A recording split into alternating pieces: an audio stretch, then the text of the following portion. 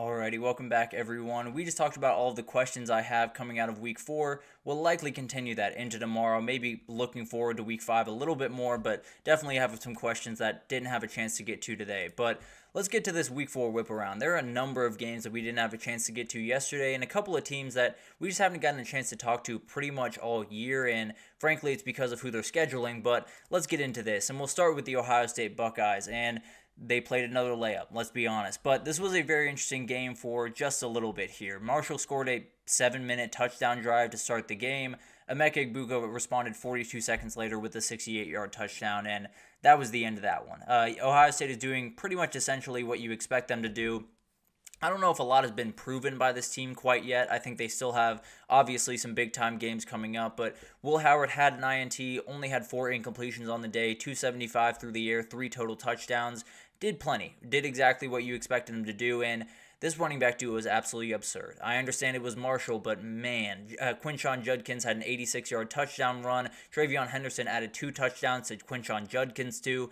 They averaged 12.4 and 12.7 yards per carry.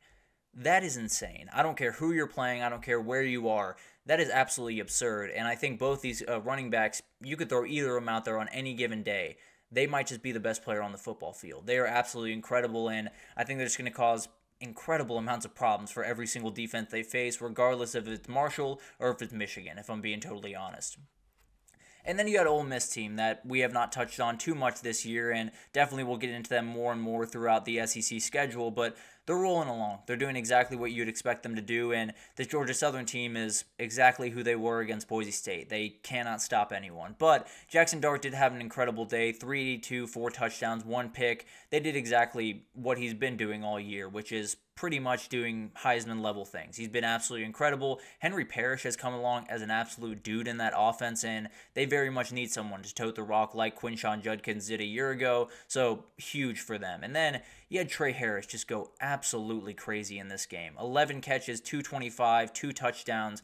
This kid is ridiculous. And frankly, there are a number of other wide receivers on this roster that are outright ridiculous. So they got plenty of dudes. They're not going to be hurting for any type of production on the outside this year. So incredible performance from them. I think now it kicks up a notch. Now you got Kentucky this upcoming weekend, and we'll see what they can do there. But this Ole Miss team is checking pretty much every box you could have, at least early on in the season. And then you got a Washington team that did get a nice landing into the Big Ten, but man, did they play Big Ten football. 24-5 over Northwestern is quite the Big Ten score, that is for sure. But they got a 17-0 lead in this game and just never really looked back. I think Northwestern might just be setting a new standard for what is bad in the Group of 5. Would love to see them play Mississippi State. I'll just say that right now. But Will Rogers looks more and more comfortable in this offense as time goes on with 20 for 28, 223, and 2 touchdowns in this game. Did exactly what you wanted them to do. And frankly, I think Washington's finding a little bit of a groove. I don't necessarily think they're going to be a dangerous team in the grand scheme of things in the Big Ten, but there's a couple of Saturdays. Michigan comes to Seattle in a couple of weeks. You have Rutgers this upcoming weekend that could entirely flip the script on what the Big Ten is. So there's plenty of moments for this Washington team, and I don't know how dangerous they are, but one given Saturday, they could totally change this season and turn it on its head in a hurry. And then you have Indiana. They're doing really incredible things over there in Bloomington right now with Coach Cignetti coming over from JMU. They're going to run the ball, that is for sure. 222 on the ground, 41 carries. Not one player had over 58 yards rushing. They're just kind of bouncing around. They're spreading the rock around, making sure they have fresh legs on the field, and that's going to pay real dividends when you get to Big Ten football because your starting running back is not gassed. He's not necessarily carrying an crazy amount of the load and can get in when he needs to, get those big time snaps and go 100% on those snaps. And then you have Curtis Rourke, just continues to play really good football, 16 for 20, 258, a touchdown in this game. I think he's a really dangerous player, kind of like Luke Altmaier up there at Illinois or Ethan Kaliak-Manis over there at Rutgers. They're just kind of executing. They're doing exactly what their team needs to do, and with that run game, there's not too much you got to do, that's for sure. Tulane got a huge win this weekend against Louisiana, kind of the battle for Louisiana, if you will. And I think Tulane is one of those teams that we talked about earlier. 10-2 in the Group of 5 likely takes you out of the conversation. Tulane's got losses to Kansas State and Oklahoma. I understand those aren't world-beating teams, but maybe if they run the table and they look good while doing it, maybe it's a little bit of a conversation. I'm not necessarily banking on that to happen, but it's definitely an interesting one. They also are finding a groove running the ball. Mekhi Hughes had 166 yards, 1 touchdown. They had 272 total on the ground. Did exactly what they wanted to do on the ground, and I think it's a really dangerous team. It's one of those teams that, frankly, you could match them up against really anyone. We saw it against Kansas State. We saw it against Oklahoma. They're going to cause problems on the defensive side of the ball for you, and then you just got to figure out if you can keep up. So it's going to be really interesting to watch this team the rest of the year. They're probably out of the CFP race, but who knows? A lot of things could happen at that Group of 5 level that we saw this weekend, and then a door could open very, very quickly. We got to talk about this one because this was a very, very weird game down there in Auburn, Alabama this weekend. Frankly, a really gross game more than anything else. There were 4 picks by Auburn, and Auburn just won the race to the bottom more than anything else. They had 4 picks, 1 lost fumble. Arkansas had 2, so they were on the right side of things, although that was ugly as well. I think everyone's mad at Hugh Freeze for his comments after the game. I didn't love him. I'll be totally honest with you. I think it was a little bit of a cop-out. I also didn't love the comments he had about Arkansas this morning, saying if they played him 9 more times, they beat him 9 times. That's not true. It's absolutely not true. I can almost promise you that. But at the end of the day, I understand the sentiment he's getting at. And frankly, it was up to him to go get a quarterback, so I'm having a little bit of a hard time feeling bad for him in any respect. But I do think it's one of those things that you're likely going to get a little bit more of this in the new reality of college football. You're likely going to get a little bit more of coaches being a little bit more blunt during their post-game interviews. I didn't necessarily love what he had to say. I don't necessarily love the way he's approaching all of this.